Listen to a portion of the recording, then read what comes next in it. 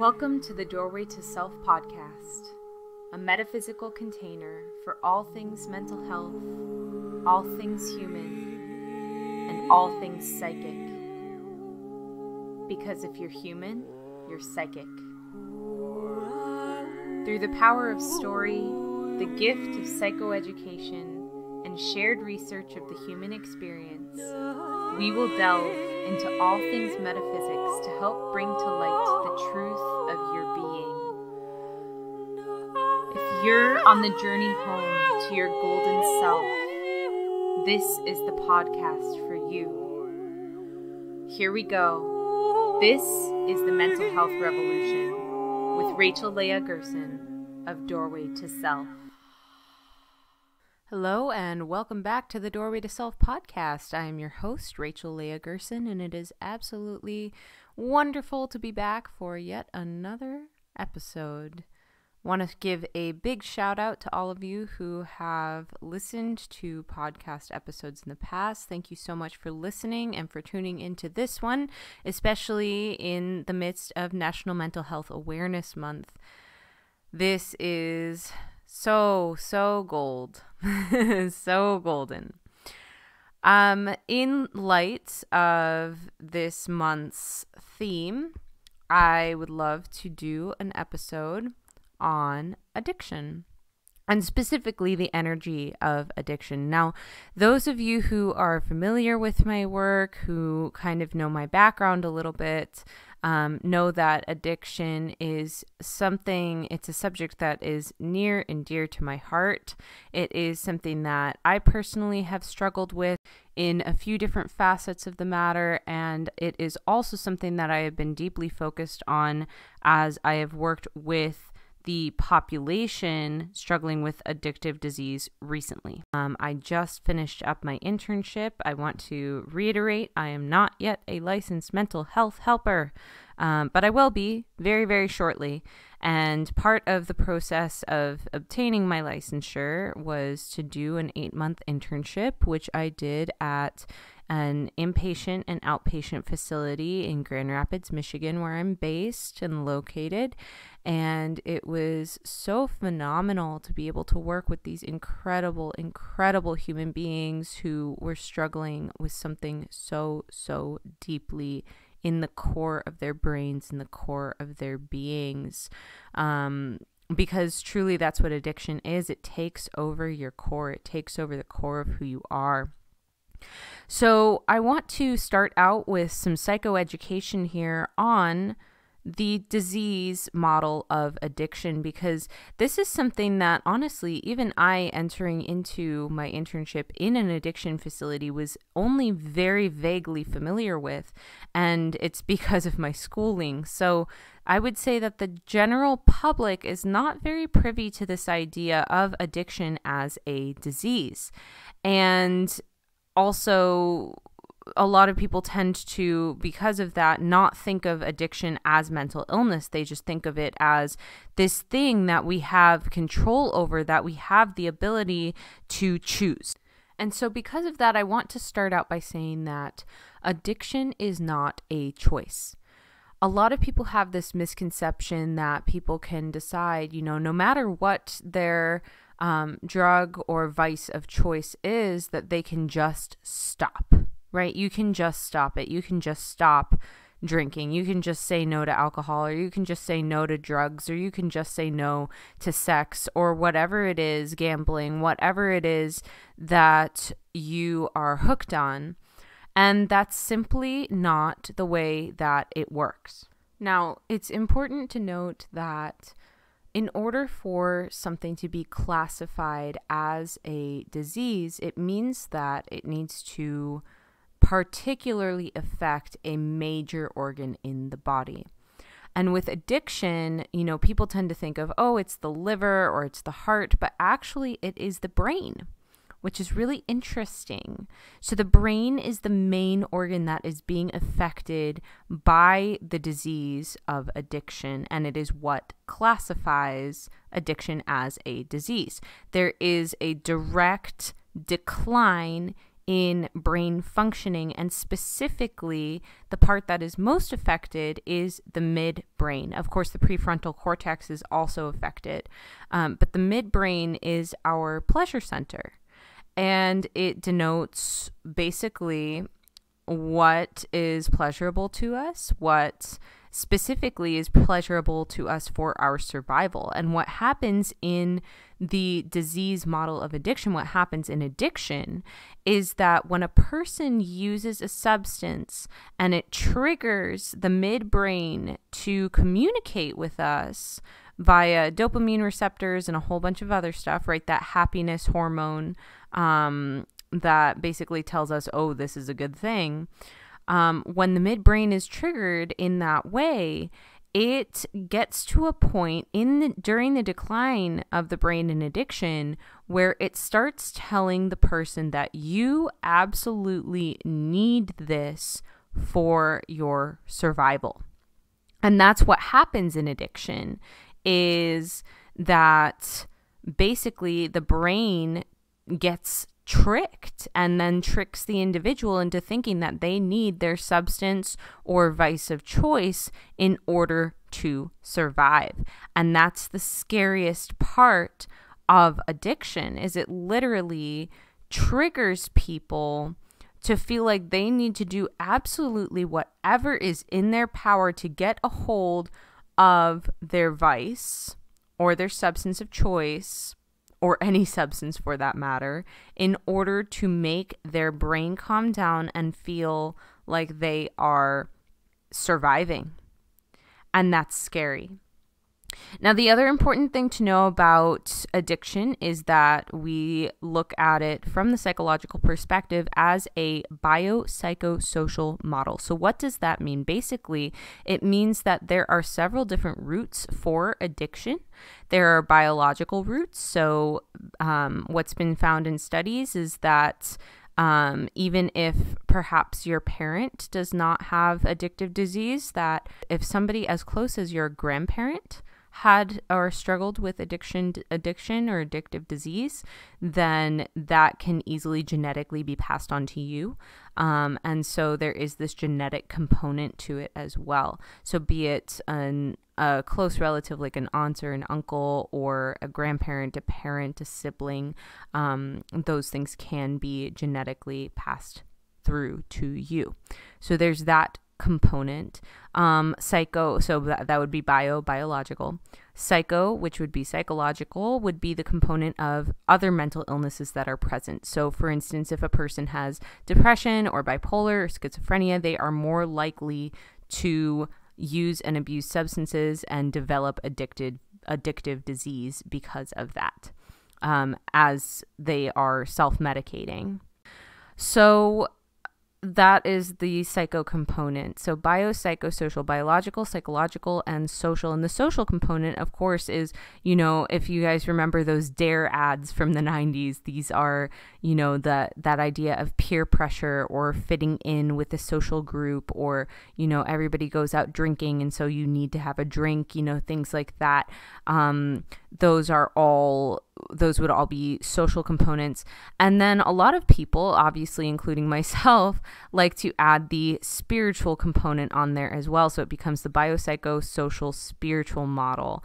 And I will definitely deep dive into that today for you, because, oh my goodness, seeing addiction from an energetic perspective completely shifted my brain.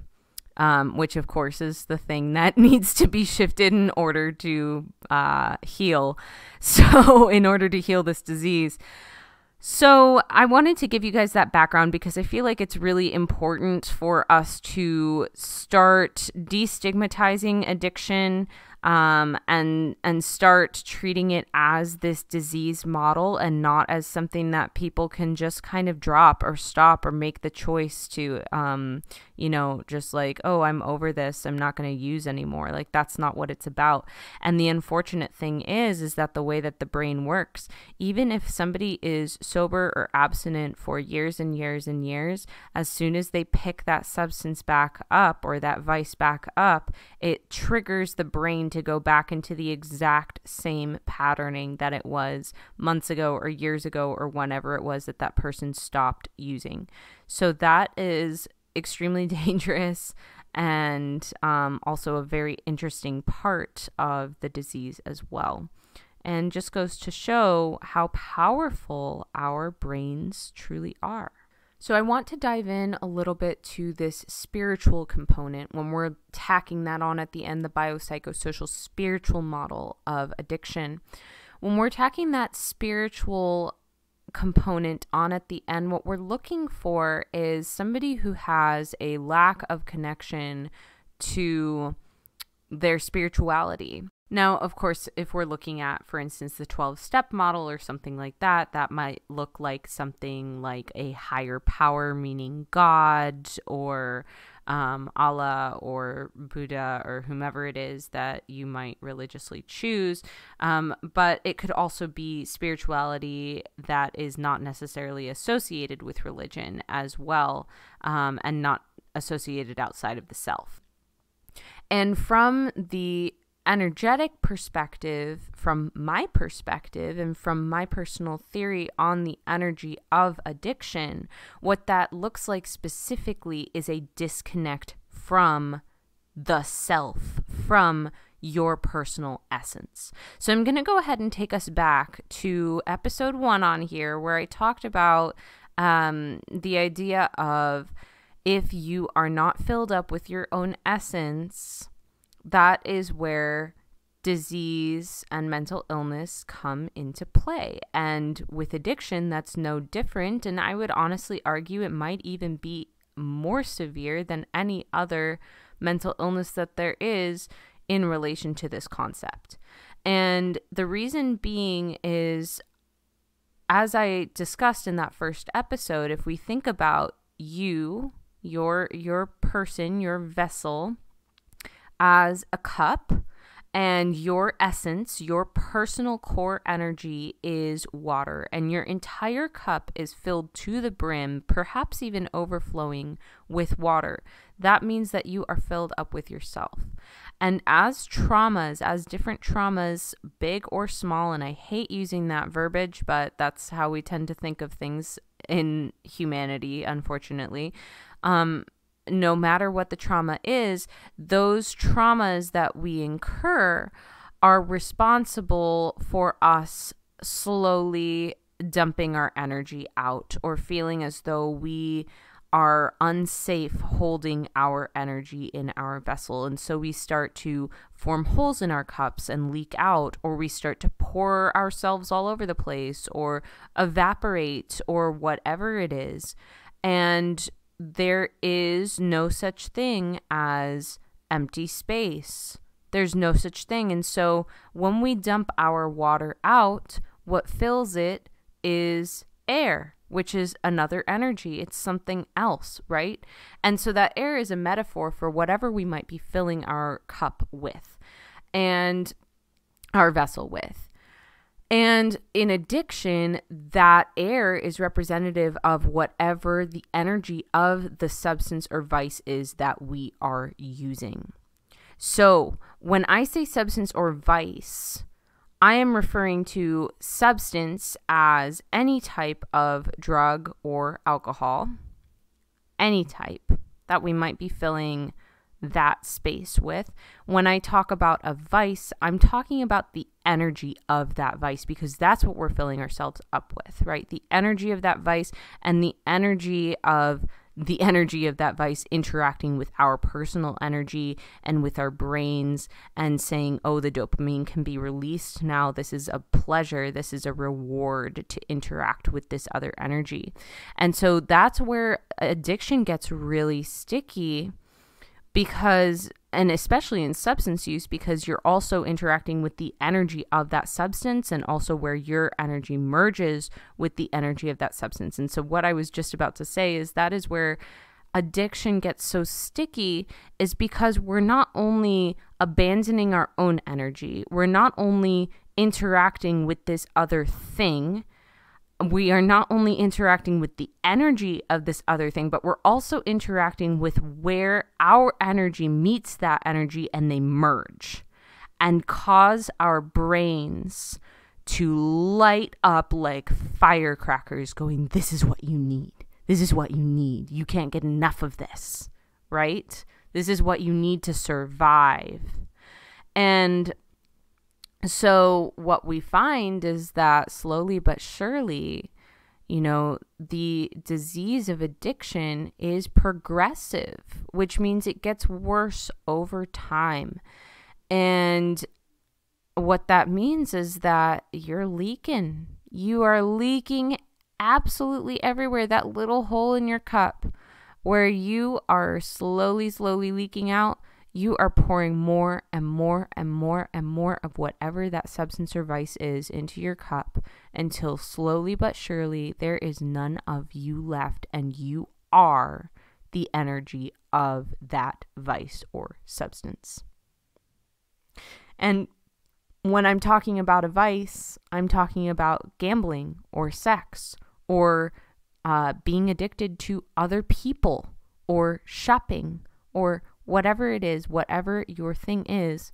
If you're somebody who struggles with addiction, whatever your thing is that you are hooked on, whatever your thing is that is communicating to your brain saying you need more and more and more of this in order to survive. So in a big way, we can look at addiction as essentially a cycling of vampiric energy. So what I mean by that is whomever the addict is, be it you or a family member or a friend or an acquaintance, whomever this is, that person is leeching off of the energy of their substance or vice, but also the substance or vice is leeching off of their energy as well. And so what we find there is this nasty spiral where essentially the person's core, the person's essence, if it hasn't completely leaked out of the cup, it has merged with the energy of this vice or substance to then create an entity within them. Which is why we see people who are under the influence, who are in active addiction, be completely different human beings than we ever knew them to be. And it's so scary to watch that transformation where we feel like maybe we can't trust them. Or if it's you who's the addict, maybe you feel like you don't trust yourself, right?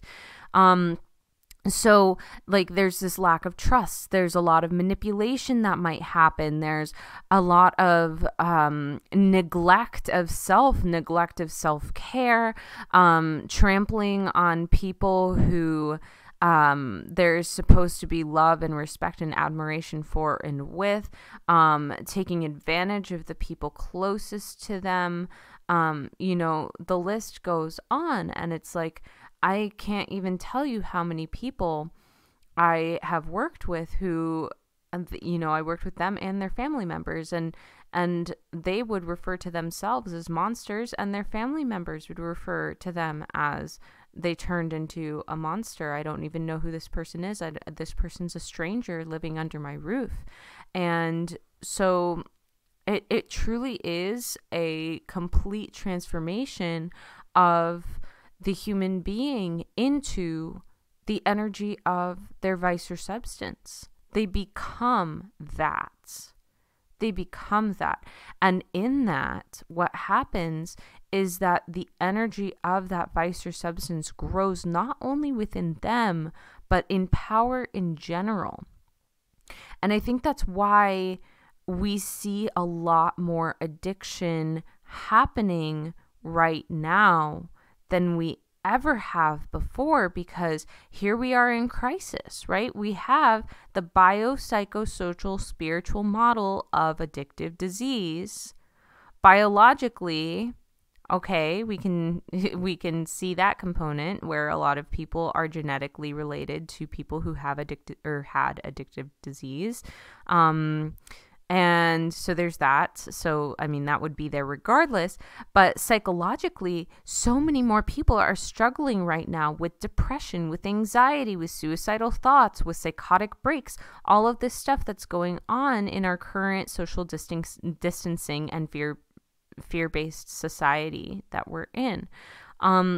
So, and just that lack of social support can be such an onset for mental illness in general.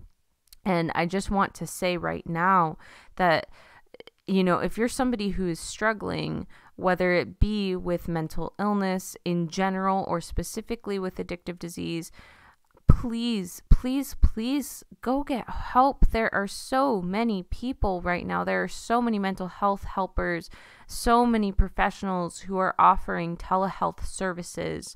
And I just really want to encourage you to take advantage of those. I know a lot of therapists who are doing telehealth right now who know that mental health needs are of the utmost importance at this time, and people are still not getting help because they're scared now more than ever, maybe because they haven't dealt with mental illness before, maybe because there is such a stigma around it, maybe because they're afraid of the technology. But I assure you, if any of those are your reasons, those reasons are not worth ignoring your mental health needs. Those reasons are not worth reaching out for help. And so I really, really, truly want to encourage you to reach out and ask for help. And if you want a referral, I am very happy to give you one. I know some seriously incredible mental health professionals who are offering telehealth right now. So if you want some recommendations, I'm very happy to give those to you. So please just feel free to reach out and email me at doorwaytoself@gmail.com, or you can private message or direct message me on Facebook or Instagram at doorwaytoself.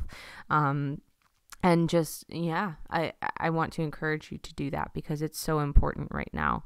We have seen a spike in mental illness symptoms recently and a spike in addiction and active use of addiction. But what I was saying is that, I think that is really why a lot of the reason why we're seeing this upswing in the active addiction. There are so many more relapses right now. There are so many more people struggling whose maybe casual use has turned into addictive disease and misuse and abuse of substances. And reason being not only our current social climate, right? Which brings me to, there's the bio. We've talked about how that hasn't changed. The psychological component definitely has. And the social component, oh my gosh, being in isolation, people are using so much more than they otherwise would be. And so, and even creating gatherings for it, like on Zoom to get your drink and meet on Zoom. And that's the activity.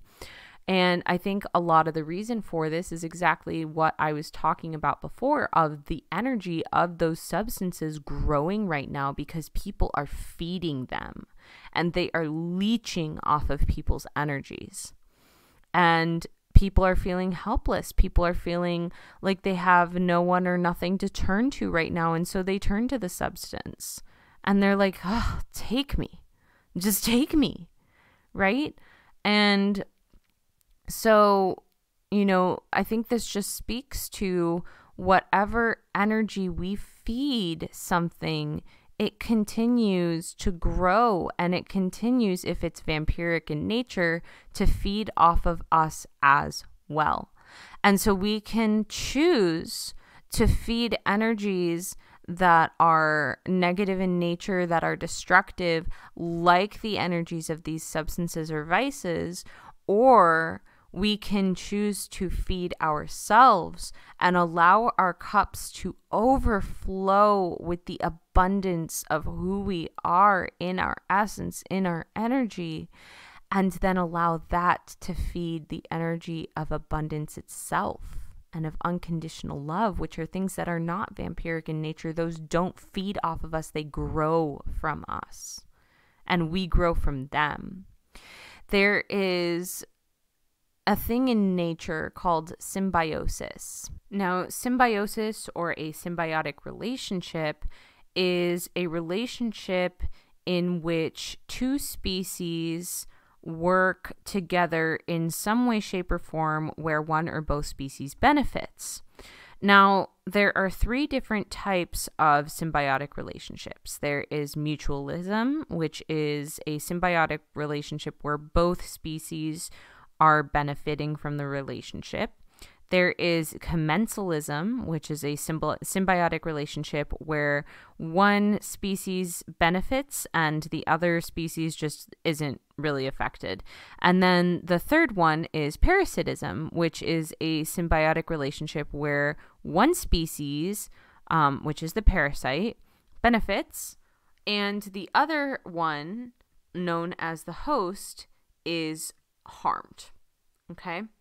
And so the way that we can look at addiction is in parasitism, because the addictive substance, the energy of the addictive substance, is feeding off of the host, the user, the addict. And so when we begin to look at it that way, I'm not trying to instill this idea of victim mentality or anything like that. It's not, oh, poor me, there's a parasite in me. There's an energetic parasite in me and I'm the victim and woe is me. That's not the point of this. My point is that maybe the person didn't know, right? Just like the tree that had fungus on it, maybe it invited a little piece of the fungus, the disease fungus, to come onto its bark because it just didn't know any better. And when the fungus was there, all of a sudden it started spreading and spreading and spreading, and there was nothing the tree could do about it until all of a sudden the life was completely sucked out of it and it died.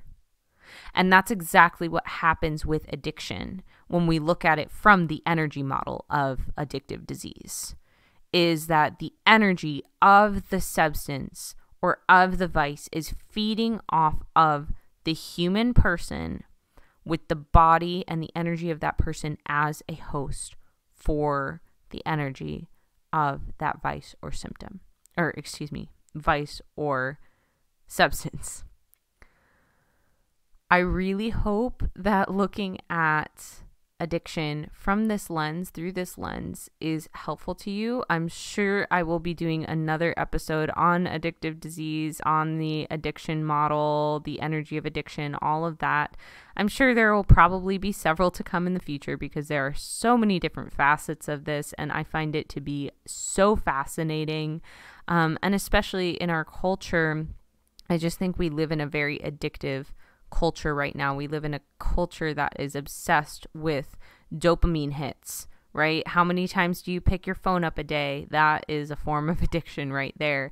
How many times do you text social media? Social media is a parasitic entity, or can be if you have that addictive relationship with it. If you are just waiting for that midbrain response where dopamine is activated in your brain and telling you, oh, you're loved because you got 600 likes on your picture or whatever it is. I've never once gotten 600 likes on a picture. I don't even know why I just pulled that number out my butt. But anyways, my point is that, check yourself, your TV usage, your internet usage, your phone usage.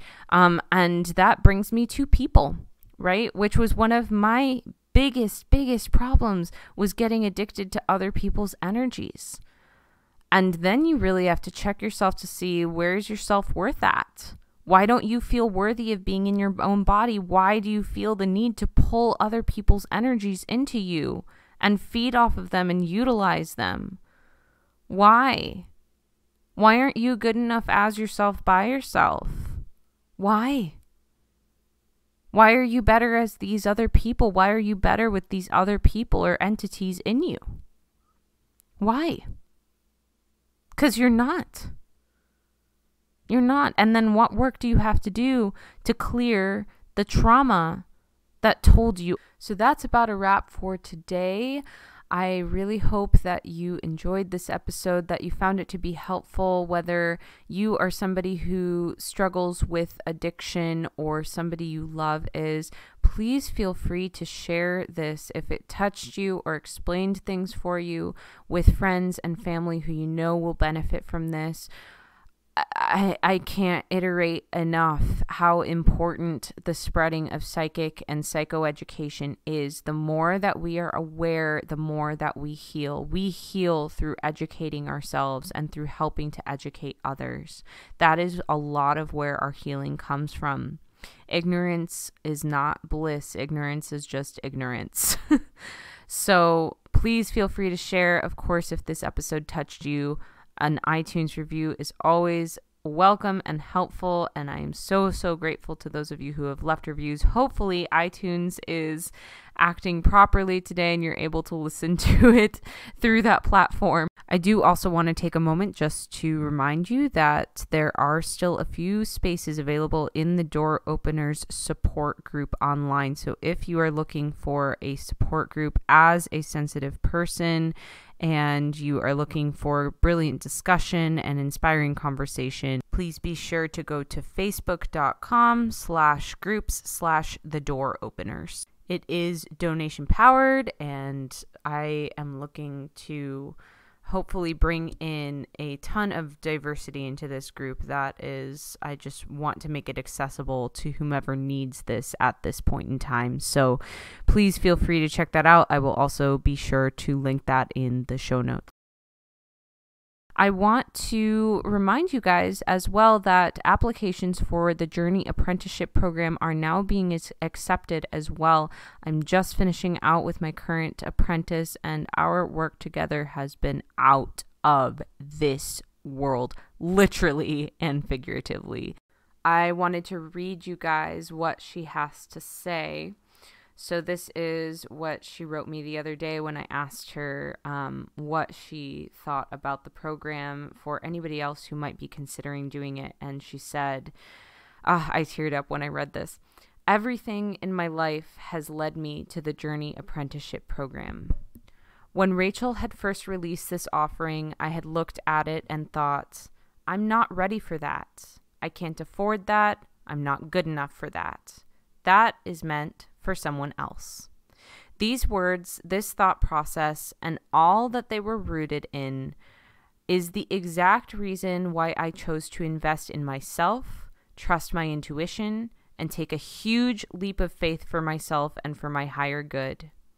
Through the 16 weeks, I was witnessed, challenged, seen, heard, and empowered by Rachel.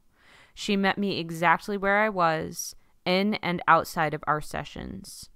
Rachel provided thoughtful insight, powerful tools, and intuitive wisdom to all that came up as I dove deeply into myself, my darknesses, and as I began to recognize and befriend my bright light. Rachel creates a space that is fueled by acceptance, empowerment, embrace, love, and the knowing that we hold all that we need inside of us. We just have to choose to make the decision to open it up. Rachel has gifted me the gift of being seen for everything that I am without expectation or judgment. You can feel that when working with her. The time and space that Rachel creates will devote time to you coming home to yourself, following your own intuition and interpretation, and truly unlocking all of the magic that you already hold within you. Rachel is a gift to this lifetime, and if you have the ability and honor of working with her, your existence will never be the same. I am so deeply appreciative of Rachel, her wisdom, her time and space, and for challenging me to surrender deeply to myself, the answers I hold, and the light that is burning so brightly inside of me. So that is what she had to say. I was blown away by that testimonial. So if this is something that is calling out to you, if you are somebody who is wanting to become a practitioner or who already is a practitioner, whether that looks like being a nurse. And if you're a nurse right now, thank you so much for all that you're doing, or an energy work practitioner or a coach or a mental health practitioner, whatever it is that you are looking to do that is helping other people to heal. And you're wanting to do that more deeply, and you're wanting to do that from a place of having worked on yourself thoroughly and deeply, and opening the doors to work on yourself even deeper thereafter, this is the program for you. And you can find it at doorwaytoself.com. There is a gold bar that comes up across the top of the page, and you can click that and it will take you directly to the program. So I'm looking forward to receiving your application if this is something that is calling for you. I'm only working with one person in this capacity at a time. That is what is called for in this work. On my part, is it has been made very clear to me from universe that only one person at a time for this apprenticeship program. So the doors are now open, and they will close as soon as somebody steps through them for the next 3 months. So I'm just so thrilled and excited. I'm so excited to see who chooses to step up to the threshold this time around. I'm looking forward to receiving your application. All right, that's all for today.